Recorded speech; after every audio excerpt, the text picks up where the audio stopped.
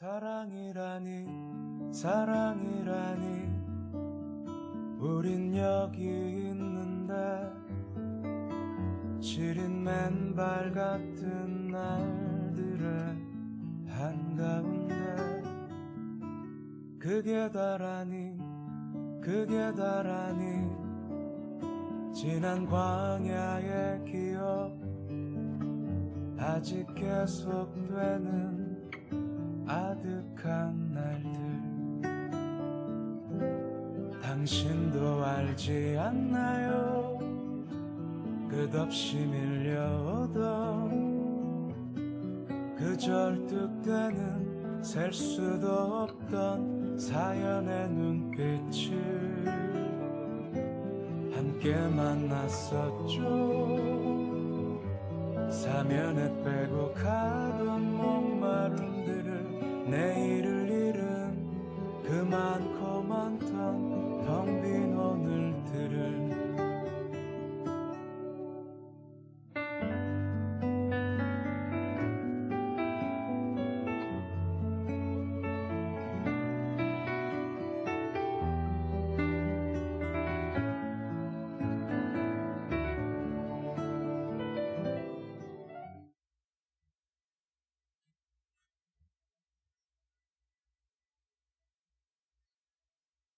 처음으로 인사드립니다. 저는 이기정이라고 하고요. 지금 보신 장면은 사실 사진으로 봐서 그렇죠. 굉장히 꼭 우리나라의 시골하고 큰 차이는 없습니다. 단지 알프스 자락에 같이 맞물려 있다 보니까 조금 날씨 좋은 때 저렇게 보여져서 좋은 곳이구나, 뭐 살기 좋구나, 뭐 이런 생각을 혹시라도 하실 수 있는데요. 겨울이면 비가 너무 많이 오고 또 날씨가 을씨년스럽고 가끔 저런 때 이제 교회에서 야외 예배 가면 저런 장면들이 이제 연출되기 때문에 또 원래 사진에 담는 건 그럴 때만 담는 거잖아요. 그래서 좋아 보일 수 있는데 그래도 기도 해주시는 것 때문에 그래도 저나마 저렇게 견뎌낸다라고 생각을 해주시고 계속 기도를 해주시면 좋겠습니다. 말씀을 부탁을 받고 어떤 말씀을 나누면 좋을까, 어떤 이야기를 나누면 좋을까 고민을 하다가 먼저 성경으로 같이 말씀을 나누고, 그리고 제가 나간 지 한 3년 반 정도 좀 됐습니다. 3년 반 정도 됐는데 3년 반 정도의 이야기를 함께 나누면 함께 은혜가 되지 않을까라고 생각을 해서 오늘 우리 말씀을 먼저 조금 살펴보고 제가 겪은 이야기들을 같이 나누는 그러한 시간으로 이 시간을 가져보도록 하겠습니다. 오늘 우리가 읽은 말씀은 바울이 2차 전도 여행, 선교, 우리가 바울의 선교 여행 그러면 1차, 2차, 3차 이렇게 이제 나누잖아요. 그때 바울의 2차 전도 여행 가운데 있었던 한 일화, 한 사건에 대한 이야기입니다. 이 이야기를 드리기 전에 먼저 여러분들께 한번 질문을 드려보겠습니다. 여러분 혹시 여행 가실 때 제일 먼저 하시는 건 뭔가요? 계획 세우시잖아요. 그렇죠? 어디 가야지? 그러면서 이번 휴가 때는 저기가 좋다고 하니까 저기 가야지. 그러면서 목적지를 정하고 어떻게 가야 될지, 이제 경비가 얼마나 될지 그런 계획들을 먼저 차곡차곡 이제 적어보기도 하고 예산도 짜기도 하고 가족들하고 상의도 하고 하면서 이제 여행에 대한 계획들을 세우시잖아요. 근데 다시 한번 질문을 드려볼게요. 여행을 갔을 때 여러분들이 그 계획한 여행이 계획대로 진행되는 게 좋으세요? 아니면 막 돌발 사태가 막 벌어져가지고 가가지고 어찌할 바 몰라서 당황스럽고, 어떤 여행을 원하십니까? 모험적인 돌발 상황이 마구 일어나는 앞날을 예측할 수 없는 그런 여행이 좋으십니까? 아니면 계획한 대로 그래도 예산 범위 안에서 계획한 대로 시간을 보내고 안전하게 있다가 돌아오는 여행을 좋아하십니까? 네, 그렇죠. 여행 계획대로 예산 안에서 큰 사건 없이 잘 지내다가 이제 돌아오는 그런 여행이 너무 좋잖아요. 그렇죠? 그런데 이제 오늘 우리가 읽은 말씀은요. 2차 전도 여행이거든요. 여행. 그런데 우리가 이 말씀을 읽을 때 간과하면서 읽게 되는 경향이 있습니다. 어떤 걸 간과하면서 읽게 되냐면 이 2차 전도 여행이 계획대로 진행되지 않은 여행이라는 사실입니다. 사도 바울이요. 우리는 이 말씀을 읽을 때는 사도 바울의 입장에서 주로 많이 읽기 때문에, 그리고 우리가 조금 전에 말씀에서 읽었듯이 그 기도하고 찬송함으로 옥문이 열리고 감옥문이 열리고 그 간수가 예수 믿어서 구원을 받고 그 가정이 온 집안이 구원받았다 이러면서 아주 해피하게 끝나기 때문에 정말 좋은 여행이었고 계획대로 되었고 큰일이 일어났구나, 하나님의 놀라운 구원의 역사가 있었구나 이러면서 이제 이 말씀을 보게 되잖아요. 그렇죠? 그런데 사실 조금만 더 들어가 보면 이 여행은 계획대로 시작되지도 않고요.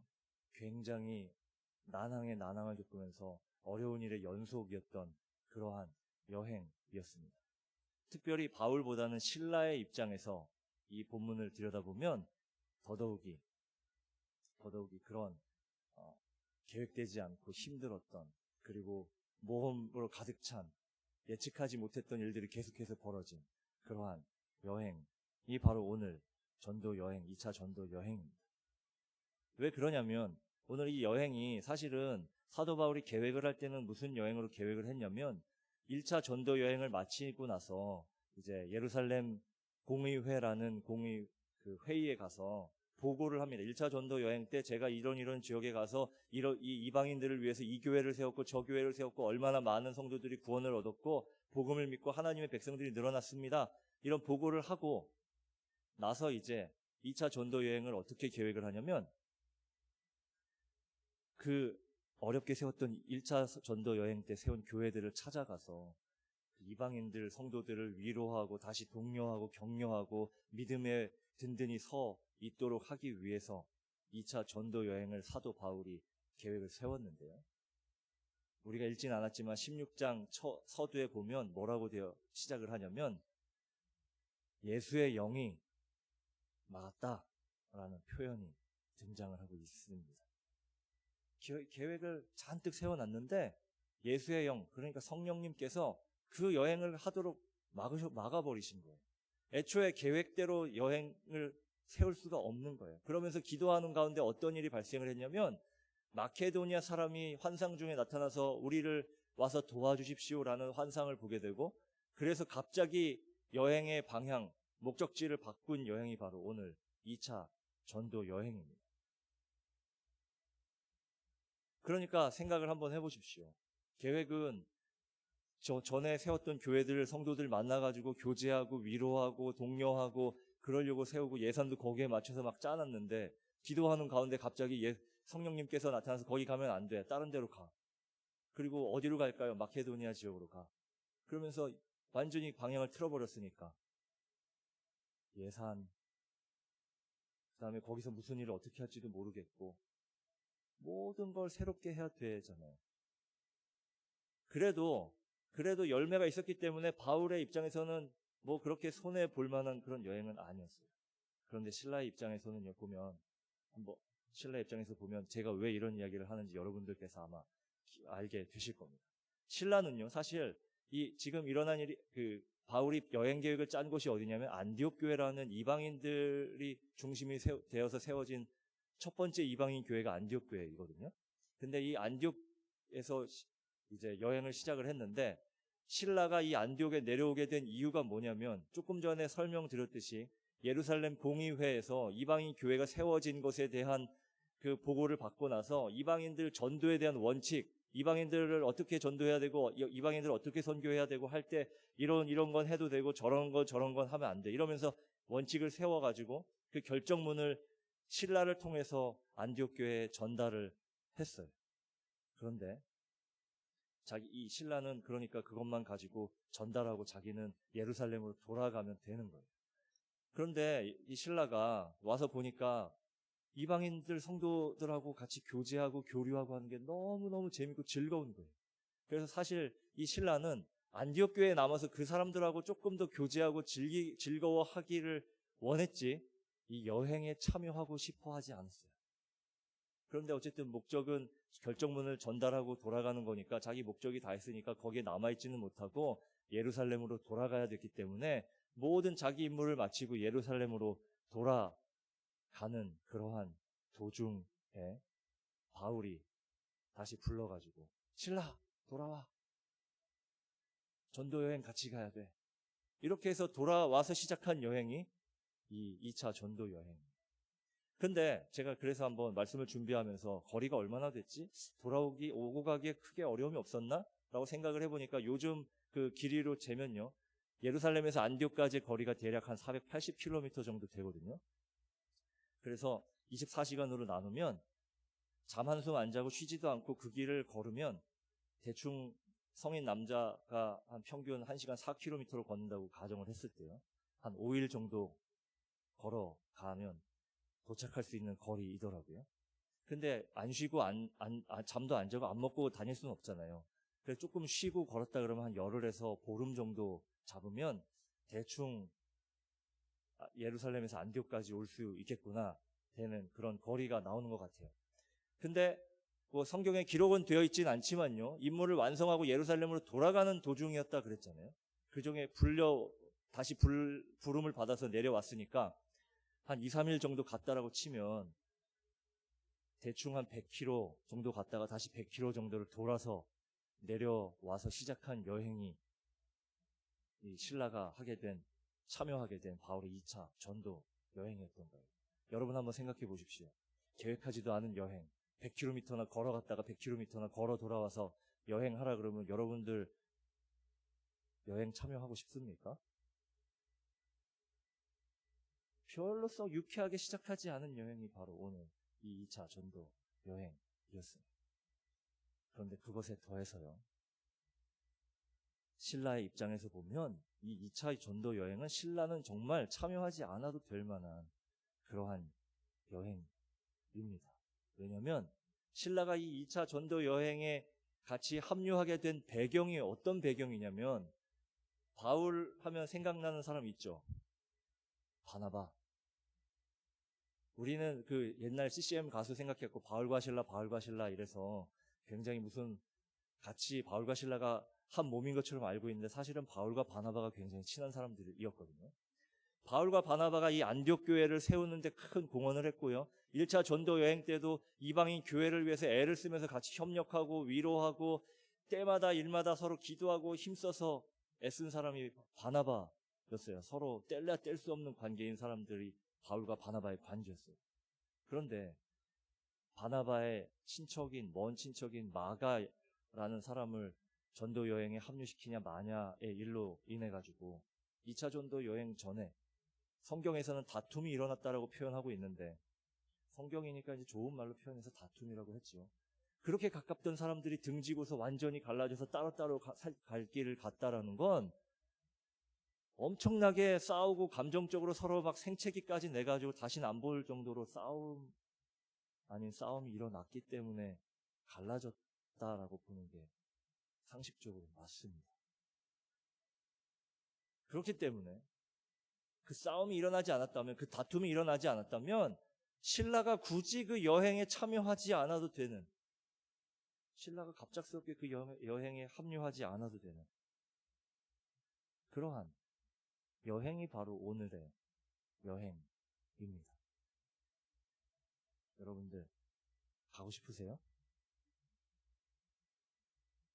근데 거기까지만 해도 그래도 그래 내가 믿음이 있고 하나님께서 부르셨으니까 내가 가야지 이런 마음으로 이제 우리 교우분들은 또 믿음이 좋으시니까 흔쾌히 아멘 하면서 가실 수 있을 거라고 제가 믿습니다.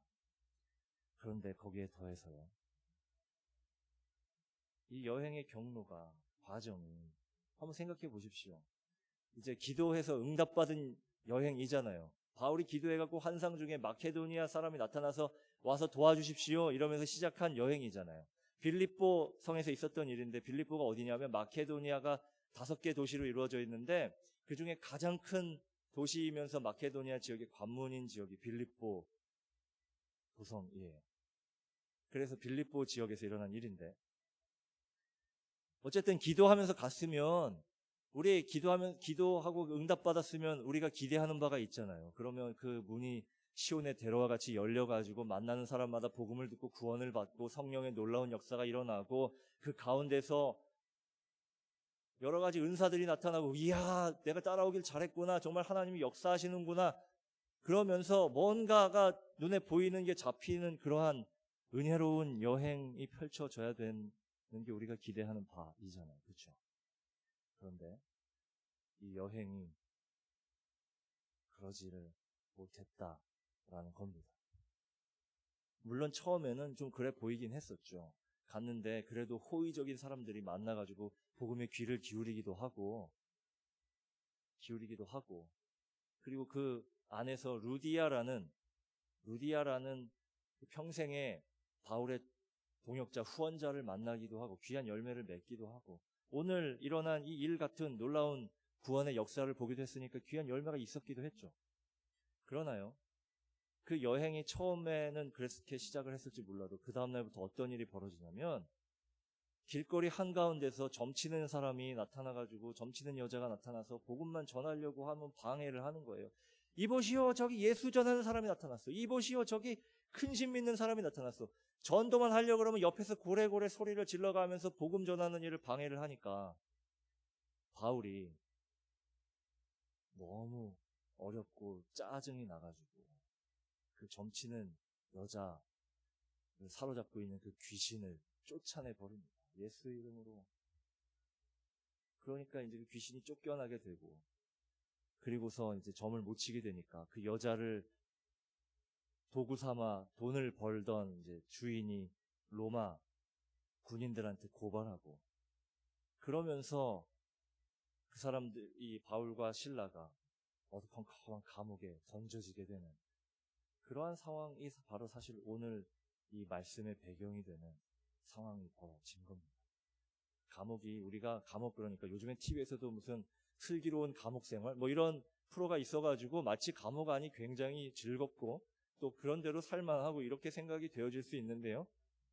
제가 짧지만 그곳에서 이제 한 3년 정도 시간을 지나면서 주변의 흔적들을 좀 보면요. 남아있는 흔적들을 가보면 그때 당시 감옥이라고 하면 그냥 멋진 건물을 지어가지고 뭐 이렇게 지키는 사람들도 막 있고 그러면서 그 안에서 뭔가 대우를 받을 수 있는 그러한 환경이 아닙니다. 그냥 동굴 같은데 안에 뭐 들짐승이 있건 말건 신경도 안 쓰고 어차피 죄수는 죽어도 상관없는 사람들이니까 그냥 던져놓고서 죽든지 말든지 그냥 앞에 나오지만 못하게 막아놓은 그러한 구조들이 대체적으로 감옥입니다. 그러니까 한밤중이 되었을 때 오늘 한밤중에 찬양과 기도했다 그러잖아요. 한밤중이 되었을 때 이 사람들이 뭘 할 수 있었겠습니까? 캄캄하게 앞이 보이지도 않아요. 불을 뭐 이런 것도 없어요.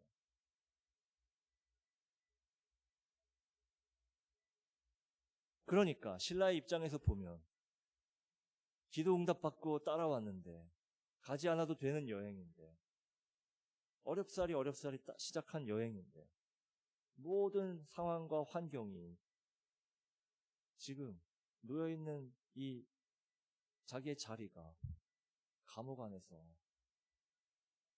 아무것도 할 수 없는 상황이니까 과연 신라의 마음이 어땠겠습니까?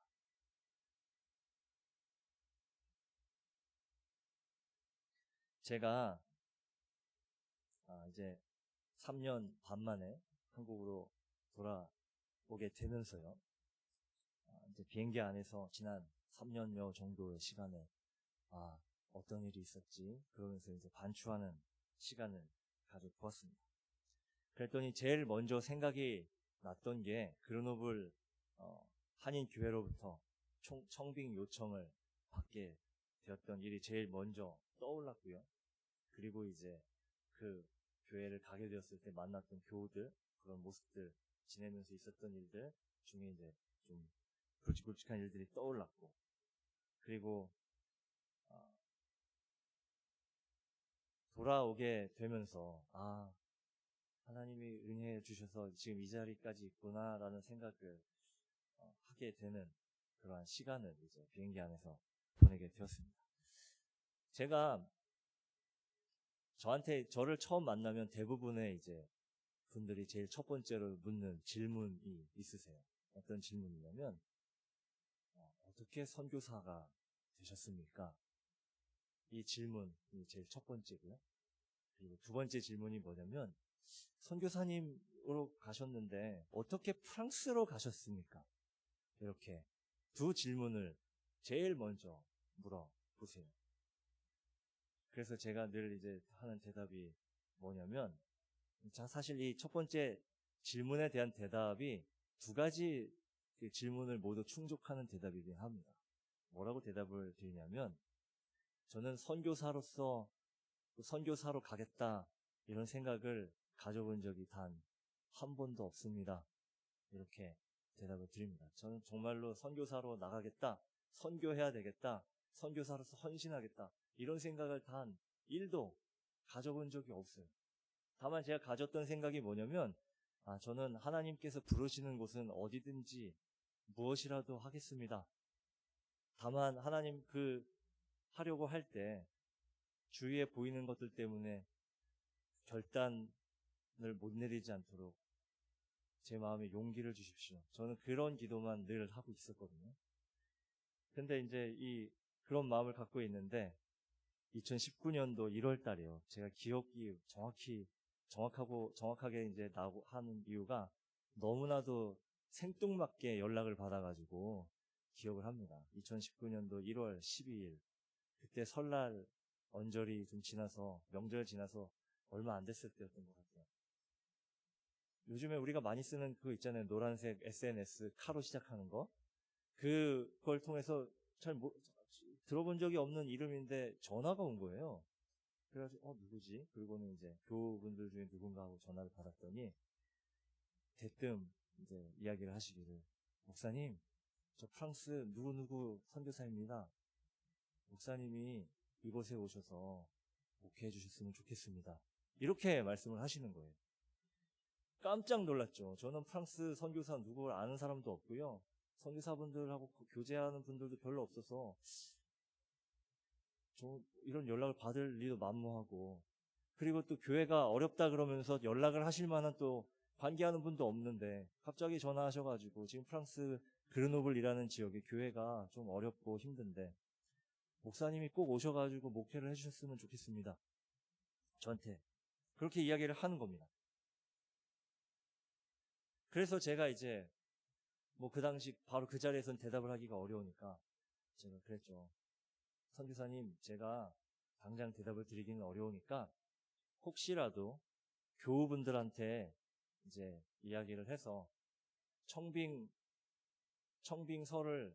청빙하겠다는 교우들이 다 동의하셔가지고 청빙서를 만들어서 보내주시면, 공식적으로 요청을 하시면 제가 이제 하나님께서 부르시는 걸로 알고 한번 이곳에서 할 수 있는 일들, 또 헌신할 수 있는 일들, 그런 것들을 찾아보고 해보겠습니다. 이렇게 이제 대답을 하고는 전화를 끊었습니다.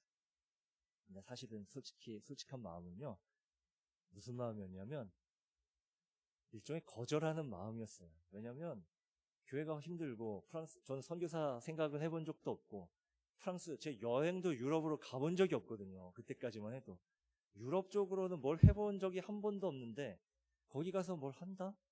가늠할 수가 없는 거예요. 그런데 또 교회가 어렵다? 한국에서 교회가 어려워도 힘든데 프랑스까지 가가지고 무슨 교회가 어려운 교회를 제가 어떻게 뭘 하겠어요? 설마 저를 청빙을 하겠나? 청빙서를 보내겠나? 이제 그런 생각을 하면서 조금 이제 정중하게 예의를 갖춰서 전화를 끊었죠. 그러면서도 이제 목사님께 이야기는 했으니까 하나님, 기도 한 주간 하면서 보내면서 청빙서 오지 않도록 해달라는 마음을 한편으로 더 크게 가지면서, 주님, 그래도 주님께서 인도하신 대로 가겠습니다. 그러나 제 마음은 연락 안 오고 청빙서 안 받았으면 좋겠습니다. 이제 그런 마음을 계속해서 하나님께 어필을 하면서 이제 한 주간을 보냈어요. 그런데 그러면서도 한편으로는 왠지 이쪽 머리에서는 청빙서를 받게 되겠다라는 생각을 계속 하게 되었죠. 아니나 다를까요? 주일 전 토요일 날 저녁이 되었는데 이제 그 노란색 그게 이제 딱 울리면서 그 선교사님한테 카톡이 왔어요. 톡이 왔는데 보니까 청빙서를 아주 깔끔하게 만드셔가지고 저한테 보내주신 거예요. 그거 받고 났더니 정말 마음이 너무너무 무거운 거죠. 왜냐면 선교사님이 뭐라 그러시냐면 제가 애시당초 처음부터 저한테 그렇게 이야기를 하셨으면은 더더욱이 거절을 했을 가능성이 높은데 청빙서를 그렇게 보내시고는 연락하셔서 뭐라 그러시냐면 목사님 교회가 정말 어렵고 목사님이 오시면 정말 잘하셔서 또 잘 다지고 또 잘 다듬으면 그래도 안정돼서 교회가 괜찮아질 수는 있을 텐데 아직까지는 교우분들이 너무너무 어려워서 목사님을 지원할 수 있는 방법이 없다고 들어오시려면 후원을 받으셔가지고 들어오셔야 된다라고 그렇게 이야기를 하시는 거예요. 앞이 캄캄했죠. 왜냐면 진작에 말씀해 주시지 청빙서 받기 전에 그때는 얘기 안 하시고 청빙서 받고 나니까 그제서야 얘기를 하시면 저보고 도대체 어쩌라는 이야기예요. 한번 생각해 보십시오. 교회 그때가 1월 12일 이제 한 주 지났으니까 1월 17일 그 한 주간 지나서 1월 중순 그 기간이잖아요. 어떤 교회든지요.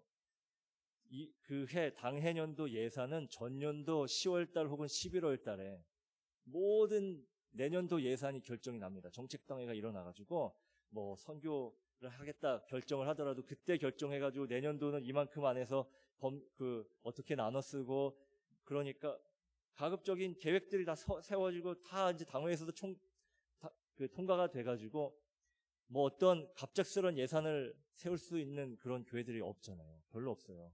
그런데 1월 중순에 전화하셔가지고 후원받아서 들어오라 그러면 제가 어떤 교회에서 어디다가 연락해가지고 후원을 요청하고 후원을 받아가지고 그 교회를 더군다나 저희 가족이 제가 딸 아이 보기에는 청년처럼 보일지는 몰라도요. 딸이 벌써 둘입니다. 큰아이가 중3이고 둘째가 6학년인데 하여튼 그 네 식구가 가가지고 프랑스에서 4인 가족 살 만큼의 후원을 어디서 받아가지고 들어가겠어요. 캄캄한 거잖아요. 앞이 캄캄했어요. 정말. 그래서 그때부터 이제 제가 뭘 했냐면 하나님과 그분이 저한테 제시하기를 후원받아서 와야 됩니다. 딜을 거셨으니까 저는 이제 하나님께 딜을 걸어야 되잖아요. 딜을 걸어야겠다 생각을 했어요. 하나님 정말 너무하신 거 아닙니까? 그래서 저는 이제 어떤 딜을 걸었냐면 기드온과 같은 딜을 하나님께 걸었습니다. 기드온 하나님께서 사사로 부르셨을 때 걸었던 딜 있잖아요. 딜. 내고. 우리말로 내고. 어떤 내고를 했죠? 사사로 부르니까 하나님이 정말 저를 부르시는 게 맞다면 온 지면이 물에 젖고 저 양털만 마르게 해주십시오. 그리고 하나님께서 정말 그렇게 만들어 주시니까 그래도 못 믿겠으니까 뭐라 그랬냐면 하나님 이번에 그거 너무 쉽잖아요. 양털만 하나님 당연히 그럴 수 있죠. 정말 저를 부르시는 거면 이번엔 양털만 젖고 온 지면이 마르게 해주십시오. 그래서 또 하나님이 그렇게 해주시니까 사사로 이제 헌신했잖아요. 그 기억이 딱 나가지고 저도 하나님께 이제 그런 내고를 걸었죠. 하나님, 지금 형편이 이렇습니다. 생각해 보십시오. 아니, 해도 너무하시지. 차라리 전년도 한 9월달, 8월달이라도 하셨으면 제가 아는 분들한테 일일이 전화해서라도 우리 이진영 목사님께라도 전화해가지고 미리 예산 짤 때 좀 해달라고 요청이라도 할 텐데 지금은 1년 정책당에 예산 다 짜줘가지고 제가 어디다가 누구한테 전화해가지고 어떻게 지금 후원받아서 내 가족 가서 거기 가서 지금 미아돼가지고 지금 다 죽으라는 말씀입니까? 저 못합니다. 어떡합니까? 책임지셔도 되지 않냐고. 근데 막 이제 하나님께 좀 그래도 또 너무 무리하게 할 수는 없으니까 정중하게 하나님 살려주십시오. 이제 그런 마음으로 기도하면서 어떻게 내고를 했냐면 하나님 저 절대 죽어도 제가 제 입으로 먼저 후원해 달라는 말은 못합니다. 하나님 도와주세요. 하나님께서 저 죽어도 말 못하니까 정말 이게 하나님께서 보내시는 길이라면 제가 말 꺼내기 전에 저랑 제가 연결하고 제가 연락드리는 분들 입에서 먼저 후원하겠다고 나설 수 있도록 그분들의 마음을 움직여 달라고. 그러면서 이제 일주일 내내 하나님 앞에 기도를 했습니다. 그리고 제가 이제 기도할 때는 사실 좀 방바닥을 뒹굴뒹굴 거리면서 굉장히 특히 좀 어려운 기도할 때는 막 구석에 가가지고 가족들 신경도 안 쓰고 막 계속 뒹굴뒹굴 거리면서 방바닥을 구르는 경향이 있거든요. 네, 일주일 내내 저쪽 구석에서 저희 둘째가 와가지고 아빠 왜 그래? 그래도 대답도 안 하고 밥 먹을 때만 가가지고 조금 이제 뛰는 좀 안 하고 구석에 가서 그냥 심란해가지고 내내 뒹굴 하나님 이제 그러면서 이제 기도를 하는데도 뭐 답이 없잖아요. 사실 제가 어떻게 할 수 있는 게 아무것도 없는 거예요. 그래서 이제 제가 일주일을 그렇게 막 뒹굴뒹굴 거리다가 무슨 생각을 했냐면 도저히 저로서는 답이 없는 거예요. 그래서 저 대신 누가 좀 결정을 내려주실까 이제 생각을 하고 평소에 이제 멘토로 생각하면서 좀 어려운 일 있을 때마다 한 번씩 연락드려가지고 좀 의견을 여쭙는 그런 목사님이 계세요. 그분하고 좀 어른이신데 그분하고 좀 상의를 드려야겠다 생각을 하고는 목사님께 연락을 드렸죠. 그리고 사실 내심 그분의 결정을 따라서 나는 안 가야 되겠다라는 큰 마음으로 사실은 더더욱이 전화를 그 목사님께 드렸어요.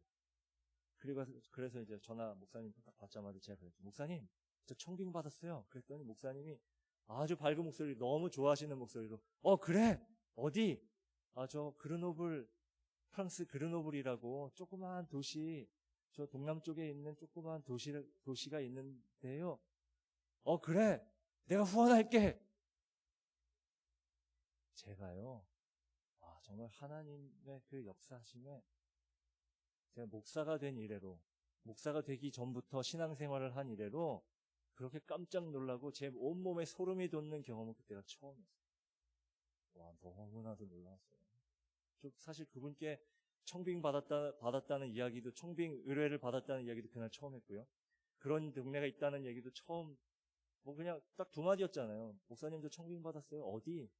프랑스 동남쪽 그르노블 내가 후원할게. 정말 깜짝 놀랐어요. 그래서 제가 이제 프랑스 그르노블의 선교사라고 불리면서 가게 되어서 지금 그 자리에 있게 된 겁니다.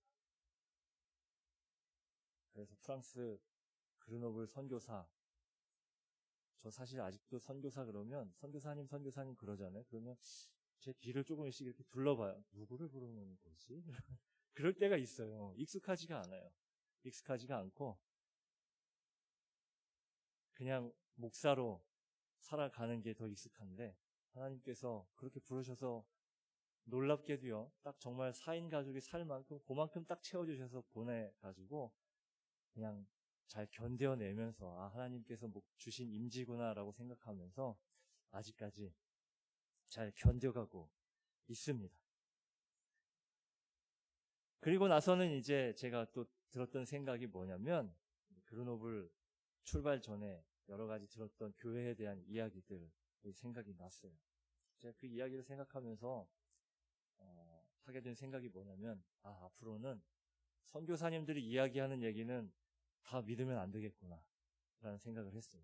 그분이 이제 제가 어디 딴 데로 튈까봐 저한테 얼마나 좋은 이야기들을 많이 해놨냐면 거기가 이제 한인들이 와가지고 자리를 잡고 또 한인들도 많이 늘어날 거고 지금은 어려워졌지만 그래도 안정이 돼서 한인들이 오면 자립도 할 수 있을 거고 정말 좋은 이야기들을 너무 많이 해주셔가지고 저는 그래 두 눈 딱 감고 한 2, 3년 고생하면 정말 이제 또 안정되게 괜찮겠구나 이런 기대감을 가지고 청운의 꿈을 안고 벌써 아까 거기 그 사진 보시면 그린 하면서 얼마나 푸르르고 좋아 보입니까? 청운의 꿈을 갖고 갈만하죠. 사진으로도 그렇게밖에 안 나오니까. 그래가지고 거기에 청운의 꿈을 안고 갔는데 도착해서 벌어지는 상황들을 보고 나서 이야, 앞으로 저는 선교사님들이 하는 이야기는 딱 60%만 믿어야 되겠다. 그렇게 결심을 했습니다. 그때부터 만나게 되는 일들이요.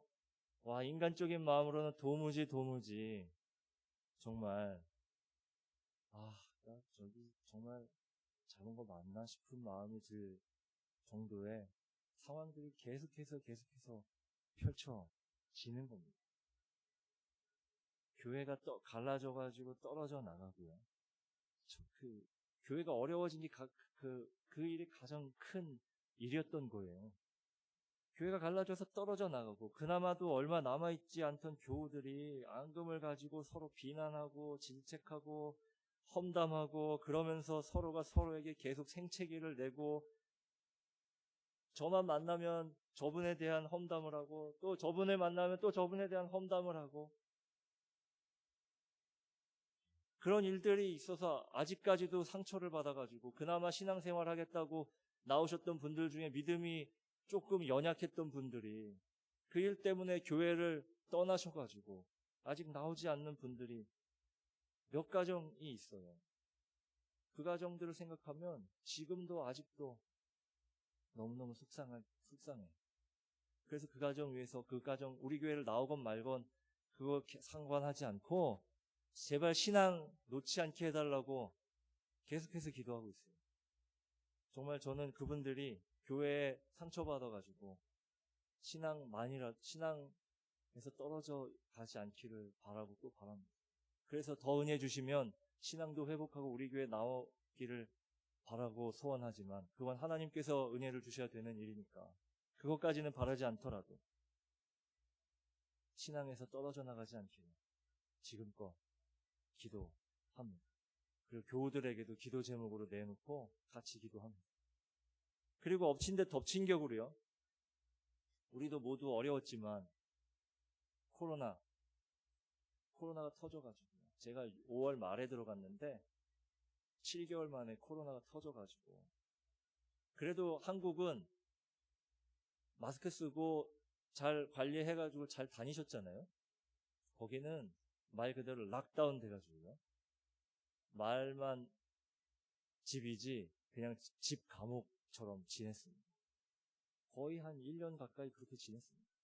락다운이요, 그냥 뉴스에 나오니까 그런가 보다 하시잖아요.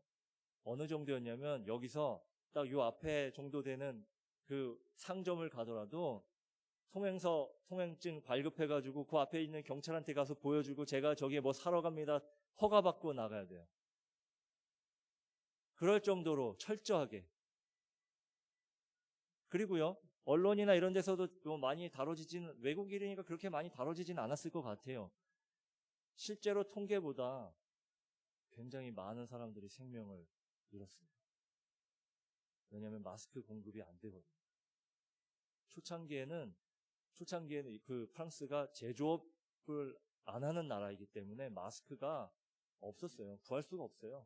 그래가지고 공식적이진 않지만 정부에서 어떤 메시지를 사람들한테 전달을 했냐면, 의료 마스크를 확보해놔야 되기 때문에, 의료진들 마스크를 확보해놔야 되기 때문에 마스크 쓰지 않아도 괜찮다, 이런 메시지를 은연중에 뉴스를 통해서 계속해서 드러내고 있어서 사람들이 마스크를 안 쓰고 다녔어요. 그러니까 얼마나 많은 사람들이 감염되고, 더군다나 코로나가 처음에 굉장히 강력했잖아요. 그래서 감염이 되면, 그리고 의료 체계에도 우리나라처럼 갑자기 무슨 증상이 발생했을 때 병원에 달려갈 수 있는 상황이 아니에요. 그러니까 무슨 증상이 나타나서 연락을 취하면 계속해서 열 재봐라, 그리고 우리나라 그 타이레놀 같은 약을 먹으면서 견뎌봐라. 그러다 호흡에 이상이 왔다 그러면 그제서야 빨리 응급센터 연락해서 가봐라. 그래가지고 늦어가지고 호흡 이상 오면 벌써 그때는 뭐 늦었죠. 그렇게 목숨을 잃으신 분들 너무너무 많았습니다.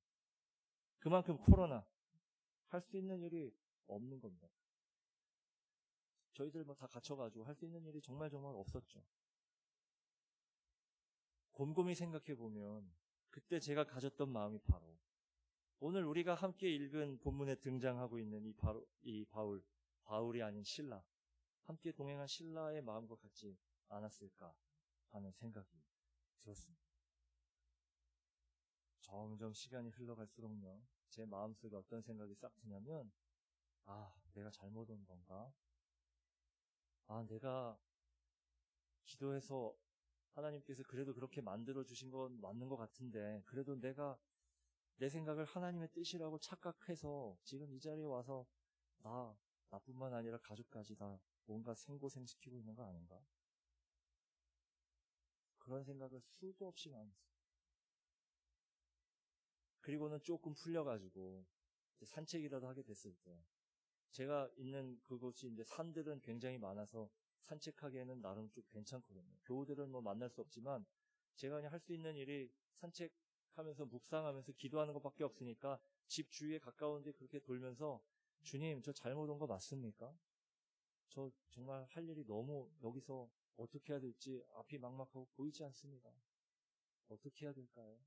네, 하루에 2시간씩, 3시간씩 걸으면서 기도하는 일을 그냥 일과로 삼아서 내내 기도했어요. 그런데 그러는 중에 제가 마음속에 어떤 생각이 솟아났냐면요. 마음속에 붙잡게 된 생각이 있었는데, 어떤 생각이었냐면 이런 생각, 아마도 하나님께서 주신 생각인 것 같아요. 어쨌든 난 이곳에 있고, 그렇다면 난 성도로서 지금 내가 할 수 있는 일이 뭐가 있을까? 성도로서 할 수 있는 일, 그걸 하자 라는 생각이 불현듯 이제 떠올랐습니다. 뭘 했을까요? 예배였습니다. 성도로서 할 수 있는 일 뭐가 있을까요? 하나님을 기쁘게 해드릴 수 있는 것 뭐가 있겠습니까? 예배밖에 없잖아요. 그래서 예배 열심히 드리자. 내가 성도로서 나부터 예배 열심히 드리자. 그런 마음으로 내가 먼저 예배자로 나아가기 위해서 정말 열심히 예배 드리려고 애를 많이 썼습니다. 온라인으로 드리고 모일 수 있게 됐을 때 함께 어떻게든 모여서 또 같이 예배 드리고 3년 정도 애를 썼는데요.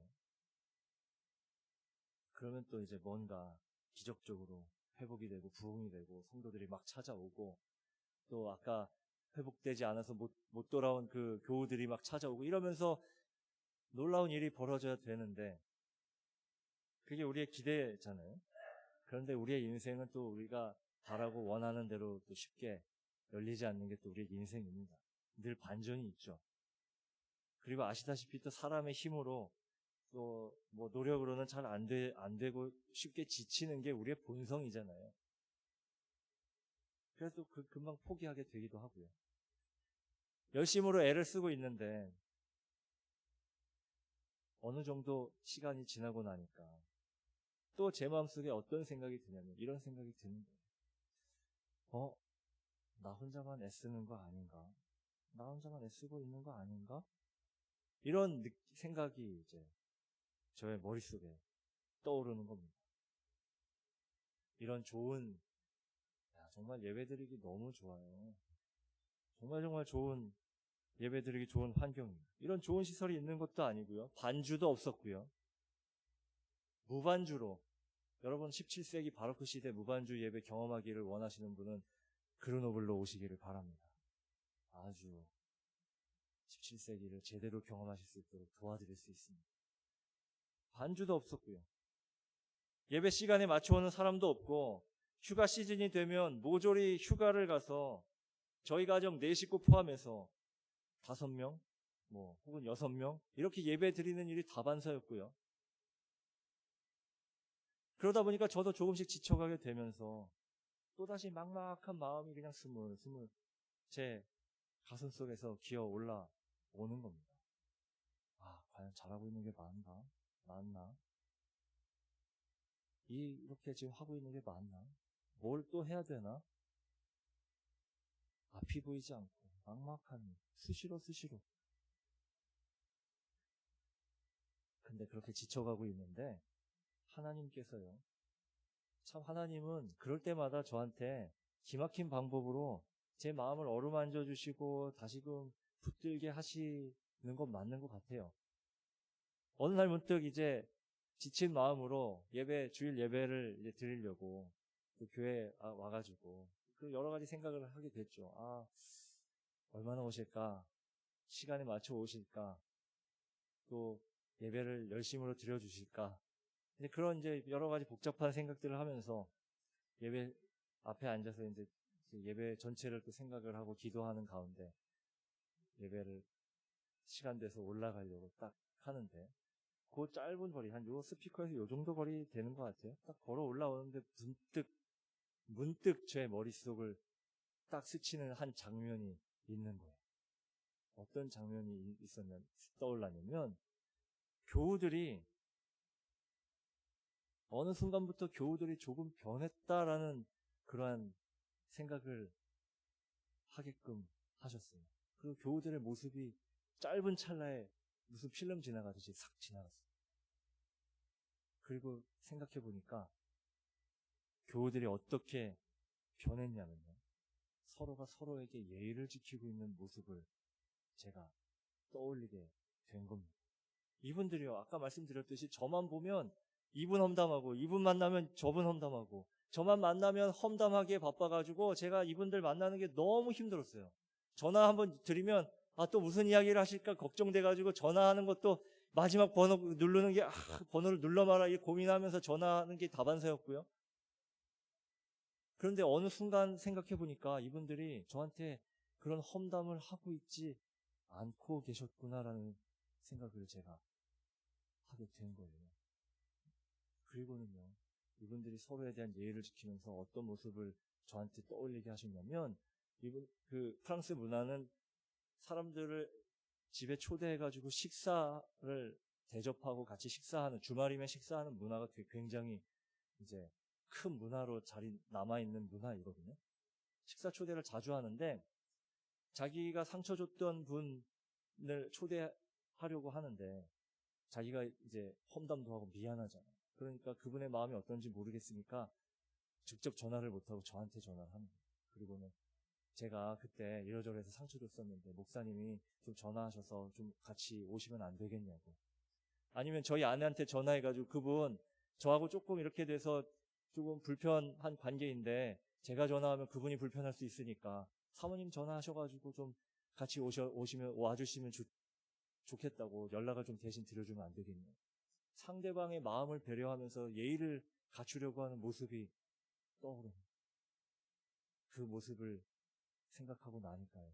얼마나 감사하고 얼마나 은혜가 되는지 그날 그 예배가 저는 정말 너무너무 사람들이 몇 명 있었는지 잘 기억도 안 나요. 그냥 저 혼자 은혜로 와서 너무 감사하면서 예배 드렸던 기억이 있어요.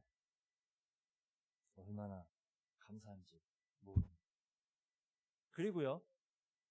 이분들이 거기서 더 나아가가지고 이제는 뭘 하는지 아세요? 감사를 합니다. 감사. 험담하고 생채기 내고 질책하고 비난하던 그 입술을 가지고 감사를 합니다. 목사님, 예배 드릴 수 있어서 너무 좋아요. 우리가 인원이 얼마 안 되니까 모임수 제한 인원에 늘 아래쪽에 있었거든요. 모이지 못하도록 하는 그 인원 아래에 있다 보니까 우리만 예배, 아까 맨 마지막 사진에 나왔던 그게 교회 건물이거든요. 저희가 조그마한 예배 공간 빌려서 예배 드리는데 코로나 락다운 돼서 그때는 뭐 어쩔 수가 없었는데 조금 풀려서 예배 드릴 수 있게 되었을 때는 저희 교회는 그 교회 전체를 쓸 수가 있었어요. 예배 드릴 수 있어서 감사해요. 교우들 코로나 가운데 안 아프고 잘 견딜 수 있게 해주셔서 감사해요. 좋은 예배 장소 너무 감사해요. 내 말로 예배할 수 있어서 감사해요. 여기서 내 말이라고 하면요. 우리말입니다. 우리말. 한국말. 여러분들은 뭐 여기 그냥 앉아서 늘 내 말로 예배드리니까 한국말로 예배드리니까 별로 큰일이 아닌 것 같잖아요. 거기는 정말 큰일입니다. 여러분들 프랑스 하면 어디를 떠올리세요? 파리. 파리라고 대답하실 줄 알았어요. 제가. 그러나 여러분들은 30분 전에는 파리만 생각하셨을지 몰라도 지금 이후부터는 프랑스 그러면 그르노블을 기억하셔야 됩니다. 여러분들 후원도 하시고 계시잖아요. 파리를 먼저 생각하시면 배신하는 겁니다. 배신.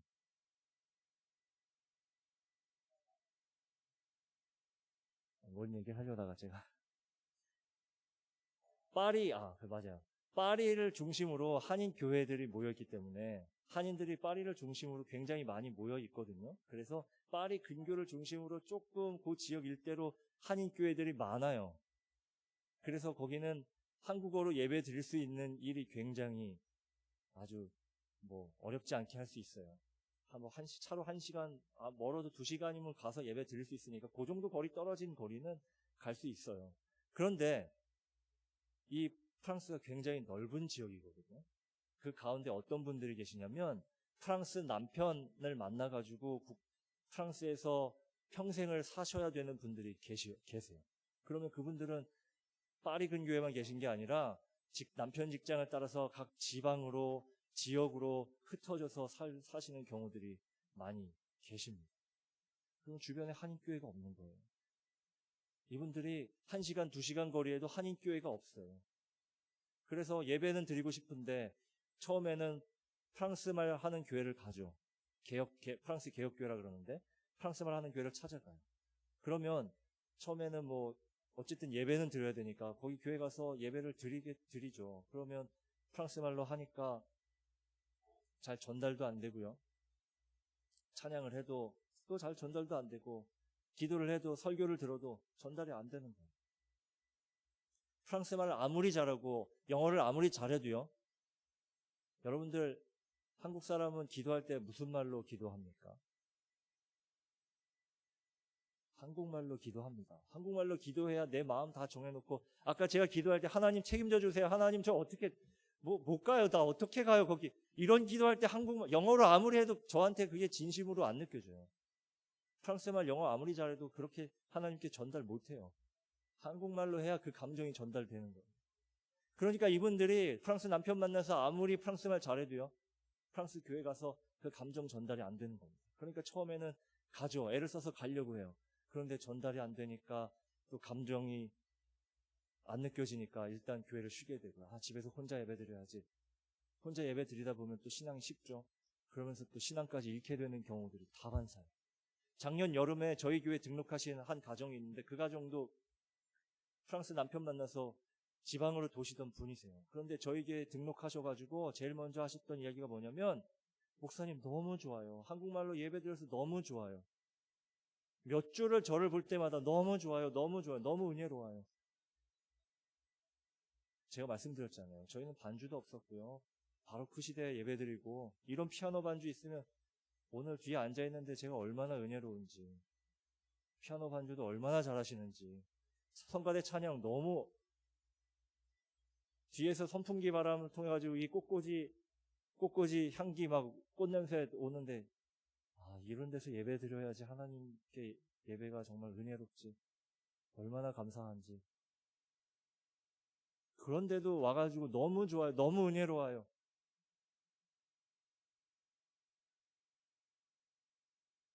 여튼요. 교우들이 입술로 감사를 고백을 합니다. 또 변화가 있는데요. 이제는 이분들이요. 예배를 귀하게 여깁니다. 예배의 자리를 사모합니다. 그동안 이분들께는 예배에 나오는 일이 말 그대로 일이었습니다. 일. 빠지면 찜찜하고 가려고 하니 발걸음이 천근만근 무겁고 요즘 노래 중에 아마 어르신들이 많이 계셔가지고 이런 노래 아실지 모르겠는데 젊은 친구들이 부르는 노래인데요. 이런 노래가 있더라고요. 니꺼인 듯 니꺼 아닌 나 이런 노래가 있더라고요. 정말 이분들은 예배 그러면 그런 마음이었던 거예요. 그러다 보니까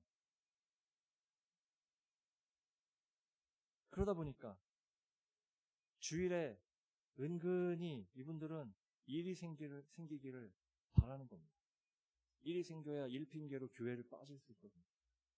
조금 전에 말씀드렸듯이요. 휴가철이 되면 휴가가 좋은 핑계거리가 되거든요. 예배 우리 네 식구 혹은 한 분 더 오시거나 두 분 더 오셔서 6명, 많으면 6명, 5명 이렇게 드릴 때 다반사라 그랬잖아요. 이분들이 휴가를 갔는지 안 갔는지 말씀도 안 드리고 막 가셔가지고 2달 동안 아무 연락이 없어서 어디 가셔서 잘 계신지, 혹시 큰일 당하신 건 아니신지, 그러다가 그냥 한 2달 지나면 나타나셔서 아, 살아 계셨구나, 이제 이렇게 느끼게 되는 경우들이 많이 있어요. 그냥 핑계 삼아서 가는 겁니다. 그런데 이제는 이분들이 예배의 자리를 귀하게 여기고 예배를 드리고 싶어 합니다. 예배 방송을 요청을 하고요. 아까 말씀드렸듯이 카로 시작하는 그걸로 어디 가시면서 저 예배 드리고 싶어요. 방송 해주시면 좋겠어요. 요청하시면서 가시고요. 남편 때문에 어쩔 수 없이 휴가를 가게 되더라고요. 그걸 통해서 예배 요청을 하면서 휴가 가는 그 차 안에서 남편이야 뭐 옆에서 운전을 하든 말든 그 옆에 앉아가지고 큰 소리로 찬양도 부르고 기도하고, 그러다가 남편이 원하는 길로 안 가서 아, 저쪽으로 가야지 왜 이쪽으로 왔냐 그러면서 막 성질을 내시다가도 주여 그러면서 다시 또 예배 드리기도 하고요. 물론 그 정도는 옛날에 비하면 이제 양반이니까 많이 봐드릴 수 있죠. 대단한 변화입니다. 그동안의 일을 생각하면. 한두 분이 일찍 오셔가지고 주보를 함께 적어주시고요. 예배 마치면 이제는 먼저 예배실을 정리해 주시고, 이 예배를 위해 이제는 반주자도 이제 생겨가지고 반주해 주시는 분도 나서 주셔가지고 17세기에서 21세기로 넘어왔습니다. 조금 부끄러운 고백입니다만 요즘에는 제가 예배 드리면서 문득문득 이런 일들을 생각하면 너무 감사해서 저도 모르게 펑펑 울 때가 꽤나 많습니다. 저희 아이들이 그냥 집에 돌아가면 아빠 왜 자꾸 예배 때 우냐고 창피하다고 근데 어쩌겠어요. 너무 감사한데 그만 좀 울라 그래도 어쩔 수가 없어요. 눈물이 나는데 어떡하겠습니까? 이것만으로도 그렇고 감사하고 감격스러운 일인데, 정말 최근에 제가 한 몇 주 전의 일인데요. 제가 주님의 마음 씀씀이에 정말 감동하고 감사했던 일이 있습니다. 교회 교우 중에 매주일 예배를 참석하시는 이제 유일한 프랑스인 교우 남편 분이 계세요. 교회 이제 집사님 남편분이신데 이분이 매주일 교회를 나오세요. 그런데 왜 매주일 교회를 나오냐면 사실 교회 나오셔서 예배 드리는 일이 굉장히 어렵거든요. 왜냐하면 한국말로 진행이 되고 한인분들이 중심이 되는 교회이기 때문에 대부분의 순서가 찬양도 뭐 주보에 이제 제가 그분 생각해서 어쨌든 프랑스어로 가급적 주기도문도 넣고 사도신경도 넣고 말씀도 또 넣고 최대한 많이 이제 정보를 아실 수 있도록 하기 위해서 드리기는 하는데, 그렇다고 해도요 전체 이제 순서는 한인들 중심이기 때문에 견디기가 굉장히 어렵습니다. 여러분들도 한번 나중에 외국인들이 외국말로 예배 드리는 예배에 참석할 기회 있으시면 한번 가보십시오. 그러면 졸음이 절로 옵니다. 왜냐하면 알아듣는 단어가 하나도 없고 들리지도 않고 전혀 뭐 생소하잖아요. 우리 한국말로 드리는 예배도 예배가 가끔 지루하고 그러면 나도 모르게 막 고개를 떨구게 되고 힘이 드는데 알아듣는 말 없죠. 예배 순서 굉장히 어렵죠. 이분이 가끔 보면 얼굴이 벌개져가지고 뭐 졸기도 하고 견뎌내느라고 이런 말로 할 때가 없어요. 근데 이분이 왜 매주일 예배를 드리시냐면 결혼 전에 결혼 조건이, 자기 아내가 내세운 조건이 주일 예배 안 빠지고 가겠다. 그러면 결혼해 주겠다. 그래가지고 아내하고 약속 지키느라고 교회를 매주일 나오시는 겁니다. 대단한 양반이세요. 저는 그것만으로도 존경받을 만하다고 생각이 들어요. 왜냐하면 저희 아버지가 저희 어머니하고 결혼할 때 결혼하면 교회 가겠다라고 약속하시고 이제 결혼을 하셨는데 교회 나오신 일이 40년 지나서 나오셨거든요. 근데 결혼한 그 다음 주부터 매주일 한 번도 빠지지 않고 나오신다는 대단한 의지 아니면 할 수가 없어요. 제가 도와드리려고 그래도 이제 이분이 영어를 좀 하시는 분이셔가지고 설교 내용을 전부 다는 번역을 못 해드리고 내용 요약해서 이제 그걸 영어로 번역해서 주일 전 토요일 날 보내드리면 그거 내용 좀 숙지하고 오시는데, 그래도 이제 한국말로 설교가 진행되니까 내용을 알아도 잘 어렵잖아요. 그런데도 참 잘 견뎌주세요. 그런데 몇 주 전에 이분이 이분은 뭐 벌써 몇 주 전부터 그러셨을 수도 있는데 몇 주 전에 예배를 이렇게 드리고 있는데 찬양을 부르는데 그 전에는 안 들렸었는데 제 귀에 어설픈 한국 발음으로 찬양을 하는 소리가 귀에 딱 들려오는 거예요. 몸에 소름이 한국말로 예배 드리는데 한국 찬양을 하는데 저도 그날 또 아무 기억이 안 납니다. 그 한마디를 찬양 소리를 듣는 순간 그 예배가 너무너무 은혜가 돼가지고 그리고 그 다음 주에는요 또 어떤 일이 있었는지 아세요? 한국어로 성경 봉독을 하는데 성경 봉독을 같이 교독하고서 이제 마지막에 우리가 아멘 하잖아요. 성경 봉독을 딱 마쳤는데 그분이 아멘 하는 겁니다. 와, 정말 인원수는 상관이 없어요. 그 한마디면 그동안의 모든 하나님 정말 너무 멋지신 분이세요. 그것만으로 그냥 그동안의 저의 마음을 사르르 녹이면서 그래 내가 이것 때문에 와 있지. 하나님 정말 감사합니다.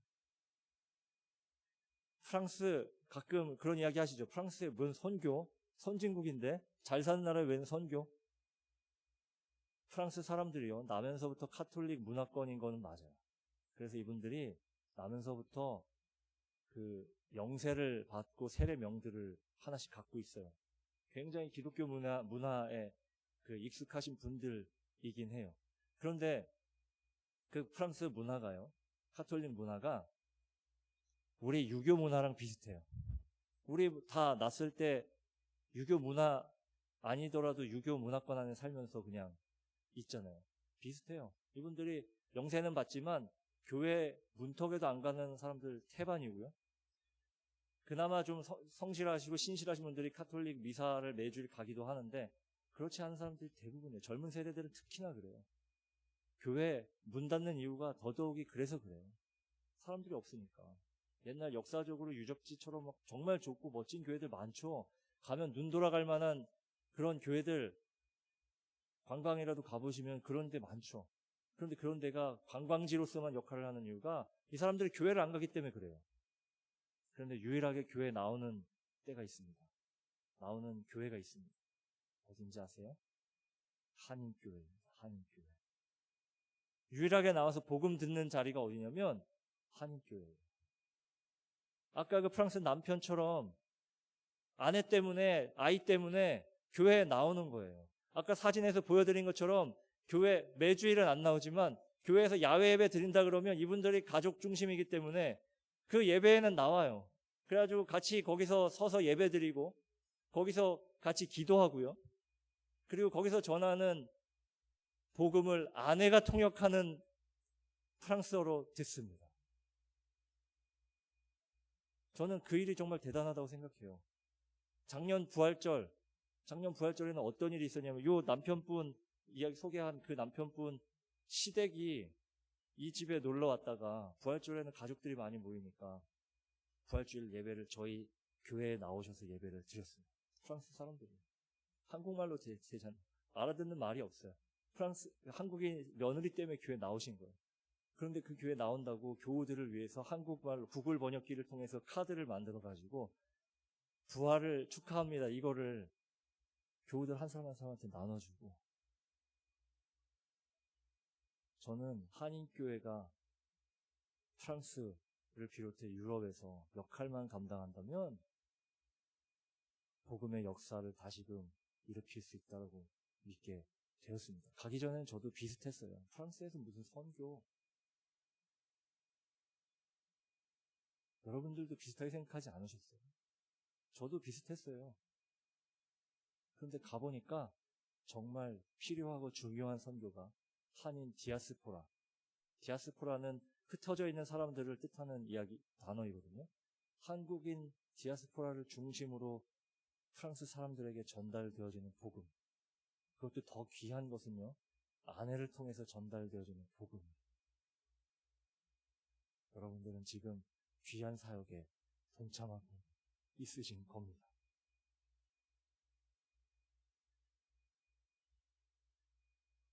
고난과 환난, 아주 어렵죠. 누구라도 어렵습니다. 제가 그 2주간을 보내면서 새삼 깨달은 것이 있는데 어떤 사실을 깨달았냐면 오늘 이 신라와 같은 믿음의 자세가 중요하구나 라는 생각을 해보게 되었습니다. 일은 이미 일어났고 내가 성도로서 이제 어떻게 해야 될까? 내가 뭘 해야 될까? 그런데 내가 성도로서 그 일 찾아서 하게 될 때 하나님이 일하신다, 시는구나, 하나님이 일하시는구나 라는 사실을 제가 지난 3년 반 동안 그리고 이번에 반추해 보면서 깨닫게 되었습니다. 하나님이 일하십니다. 여러분들도 힘든 때 있으시죠? 고난과 환난 만나시죠? 코로나 기간 힘드셨죠? 다 힘들었어요. 예수를 믿건 안 믿건 똑같아요. 우리가 기대하기는 우리는 예수 믿으면 복받아서 하나님께서 다른 사람은 몰라도 나만큼은, 우리 가정만큼은 제발 좀 환난이 피해져 가고 그랬으면 좋겠다. 나 잘 됐으면 좋겠다. 그런 마음으로 교회 나올 때가 굉장히 많죠. 그래서 우리가 기도할 때 하나님 제발 고난 환난 좀 피하게 해주십시오. 잘 되게 해주십시오. 이렇게 기도할 때 너무나 많잖아요. 그런데도 고난을 당하면 하나님께 이런 질문하죠. 하나님 왜 저 기도하는데 이런 일 당하게 하십니까? 왜 나한테 이런 일이 일어나게 하십니까? 이런 기도 너무 많이 하잖아요. 그런데 그 질문은 제가 볼 때 제 생각에는 잘못하는 질문이 아닐까 싶습니다. 성도라면 하나님 왜 나한테 이런 일을 만드십니까? 왜 내가 이런 일을 겪어야 됩니까? 이렇게 질문할 게 아니라요. 내가 성도라고 고백하고 있다면, 그리스도인이라고 고백하고 있다면, 예수 믿는다라고 고백하고 있다면 아마도 이렇게 물어야 하지 않을까 싶습니다. 고통과 고난은 이미 일어났다.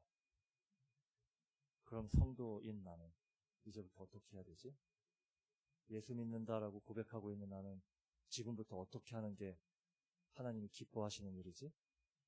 그리스도인이라고 고백하는 나는 이제부터 어떻게 해야 하지? 이 어렵고 힘든 일이 일어났는데 그러면 예수 믿는 사람으로서 나는 이제 어떻게 해야 되지?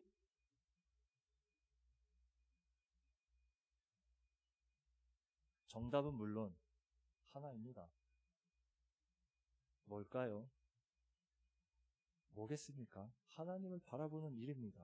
왜냐하면 우리의 근거, 성도의 근거, 그리스도인의 근거는 언제나 하나님이시기 때문입니다.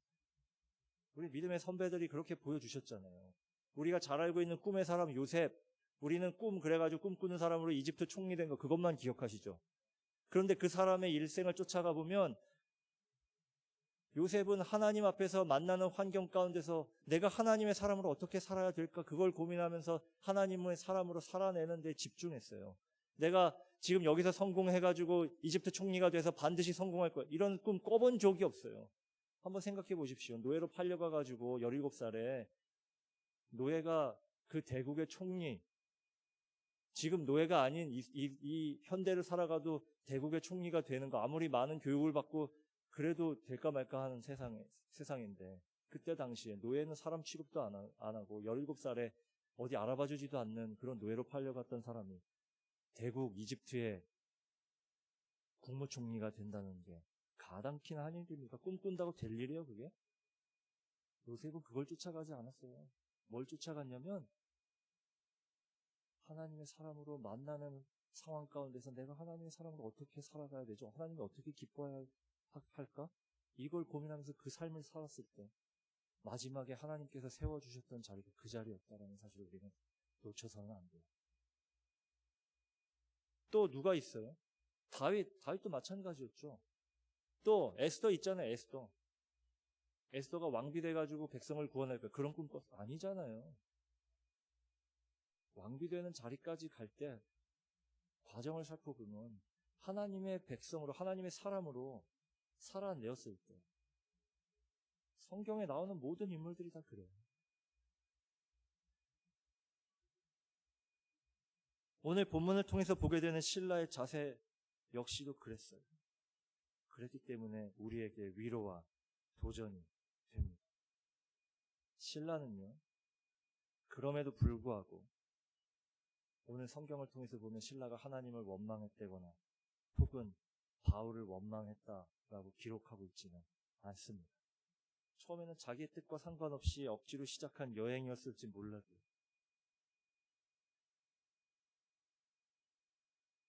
억지로 끌려간 여행이었을지 몰라도 펼쳐지는 일들이 고난과 환난과 뜻대로 열려지지도 않았던 그러한 여행이었을지 몰라도 신라는 하나님의 사람으로서 무엇을 할까를 생각했을 때 바울을 돕고 바울의 전도 여행을 돕고 바울의 권위를 인정해주고 그리고 하나님이 원하시는 것, 하나님 기뻐하시는 것, 그것을 그 안에서 감당해냈습니다.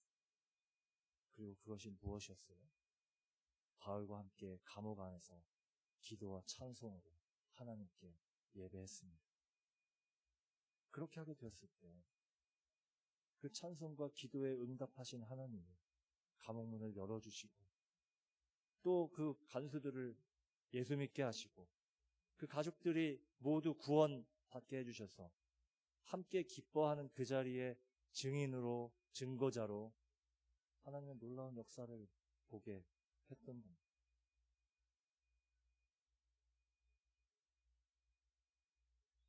오늘 마지막 절이 이렇게 끝나요. 그들을 데리고 자기 집에 올라가서 음식을 차려주고 그와 온 집안이 하나님을 믿음으로 크게 기뻐하니라 이렇게 끝나잖아요. 이게 이제 요즘 우리말로 번역된 새번역 성경이라는 성경이 있는데 그 성경에서는 마지막을 크게 기뻐하니라 이 부분을 함께 기뻐하니라 이렇게 번역이 되어 있습니다. 그 번역에 따르면 그 자리에 모여 앉아 있었던 사람들이 함께 예배함으로 기뻐했던 겁니다. 함께 예배해서 함께 예배하는 자리에서 하나님의 놀라운 역사를 경험하고 그 놀라운 역사를 체험함으로 말미암아 모두가 기뻐하는 자리에 있게 되었던 겁니다. 사랑하는 교우 여러분, 그래서 예배하는 자리가 중요합니다. 예배, 지금 여러분들 나와 있는 이 자리 중요한 이유, 우리가 이 자리에서 함께 기뻐하기 때문에 그렇습니다. 선교, 뭐하러 선교하는지 아세요? 선교의 주목적은 예배입니다. 하나님 백성 만들어서 예수님께서 너희가 본대로 다시 오신다라고 말씀하실 때 그 자리에서 기뻐함으로 함께 예배하기 위해서 그 사람들을 모으기 위해서 선교사님들이 가서 그 사람들에게 복음을 전하고 있는 겁니다. 함께 기뻐하기 위해서. 선교의 주 목적이에요.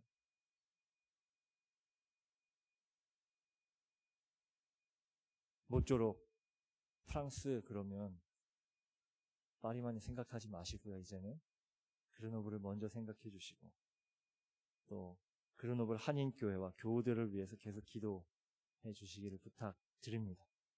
아울러 서로 기도함으로 비록 우리가 물리적 거리는 떨어져 있을지라도요. 하나님의 일이 이루어지는 역사를 함께 기도하고 찬송하고 예배함으로 같이 경험하고 목도함으로써 주님이 다시 오시는 그날 우리가 그 기쁨의 자리에 앉아서 함께 주님을 맞이하고 함께 찬송하고 예배할 수 있게 되기를 함께 기뻐하는 저와 여러분들 모두가 되기를 주님의 이름으로 축원합니다. 함께 찬양하면 좋겠습니다. 제가 요즘에 고백처럼 계속 읊조리고 흥얼거리면서 부르고 다니는 찬양인데요. 아마 어른들은 좀 어려우실 수 있어요. 변박도 많고요. 저도 가끔 박자를 틀리면서 그냥 제가 마음대로 부르는 찬양인데 아시는 분들은 한번 같이 불러주시고 그렇지 않으신 분들은 가사를 묵상하면서 함께 은혜가 되었으면 좋겠습니다. 모든 걸음 대신에 라는 찬양입니다.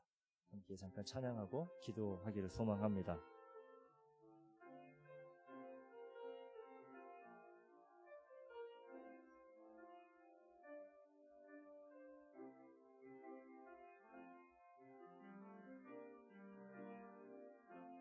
주님 내 길 아시네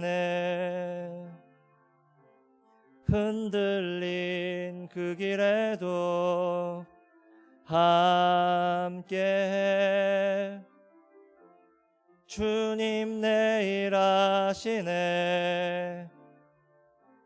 멈춰진 나의 삶에도 늘 함께해. 주님 내 길 하시네. 주님 내 길 하시네. 흔들린 그 길에도 함께해. 주님 내 일 하시네.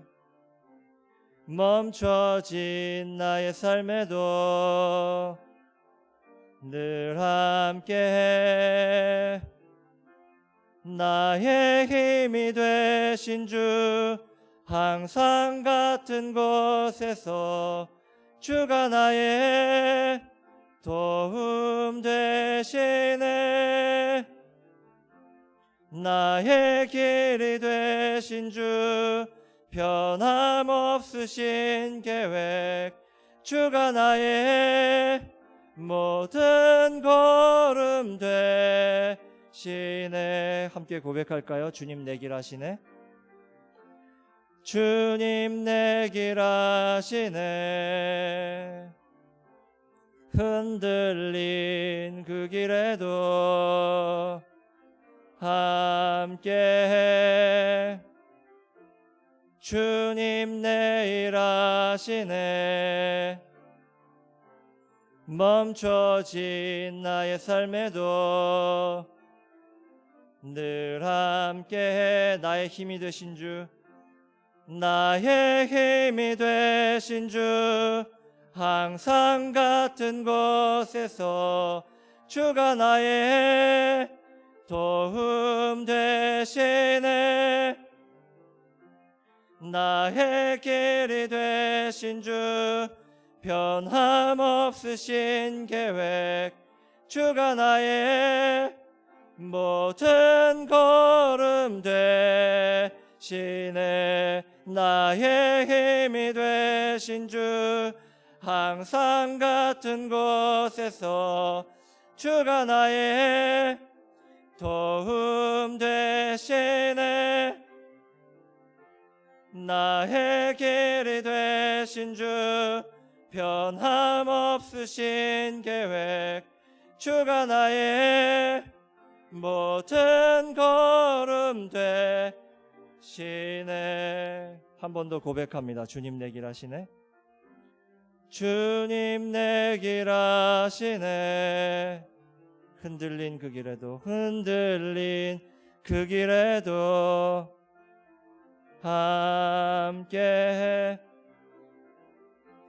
주님 내 일 하시네. 멈춰진 나의 삶에도 늘 함께해. 나의 힘이 되신 주, 나의 힘이 되신 주, 항상 같은 곳에서 주가 나의 도움 되시네. 나의 길이 되신 주, 변함없으신 계획, 주가 나의 모든 걸음 되시네.